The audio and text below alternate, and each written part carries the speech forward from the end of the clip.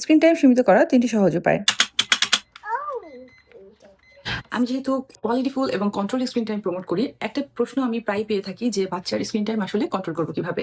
একটা বিষয় এক্ষেত্রে আমি একটু ক্লিয়ার করতে চাই। আমার মেয়েরা কিন্তু কোনোভাবেই মোবাইল দেখে না। ওরা শুধুমাত্র টেলিভিশন দেখে এবং সেটার কনটেন্ট খুবই সিলেক্টিভ এবং টাইমটাও সেটা আমি নির্দিষ্ট করে দেই।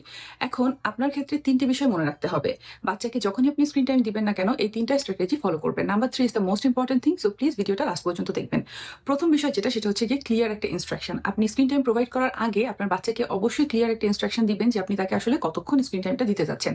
এটা হতে পারে 30 মিনিটস, এটা হতে পারে 40 মিনিটস। তবে এট এ টাইম 40 মিনিটস এর বেশি দেওয়াটা ঠিক না। এই যে টাইমটা সেটা সে নিজেও সিলেক্ট করতে পারে, আবার আপনিও সিলেক্ট করতে পারেন।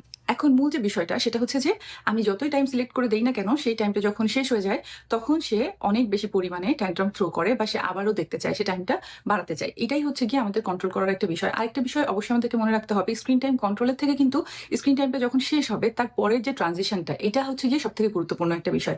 দ্বিতীয় স্ট্র্যাটেজি হচ্ছে একটা ভিজুয়াল টাইমার ইউজ করা। এটি আমি অ্যামাজন থেকে নিয়েছিলাম। ১৯ ৩০ মিনিট দেখতে চায়, এজন্য ও ওর সময় মতো ৩০ মিনিট এই ভিজুয়াল টাইমারে সেট করে নিয়েছে। থার্ড বা লাস্ট যে স্ট্র্যাটেজি, যেটা সবথেকে গুরুত্বপূর্ণ, সেটা হচ্ছে আপনার বাচ্চার যখন স্ক্রিন টাইম শেষ হবে ওর জন্য যেকোনো একটা অ্যাক্টিভিটি রেডি করে রাখা। এক্ষেত্রে যদি আপনি সেন্সরি অ্যাক্টিভিটি রেডি করতে পারেন সবথেকে ভালো হয়। যদি সেটা না পারেন তাহলে অন্য যেকোনো, যেটা আপনার বাচ্চা করতে পছন্দ করে সে ধরনের যেকোনো অ্যাক্টিভিটি রেডি করে রাখতে পারেন। দেখতেই পাচ্ছেন আমি বিভিন্ন শেপ আঁকিয়েছি এবং সেই অনুযায়ী কাগজ কাটছি। উনাইশা তানাইশা যখন টিভি দেখা শেষ হবে ওদেরকে আসলে স্টিক গ্লু দেওয়া হবে এবং শেপ অনুযায়ী ওরা মিলাবে। এছাড়াও আমি আরেকটা অ্যাক্টিভিটি দিয়েছিলাম প্লে ডো দিয়ে। আপনার হাতে যদি সেই ধরনের সময় না থেকে থাকে আপনি সহজ ৩টি অ্যাক্টিভিটিস দিতে পারেন।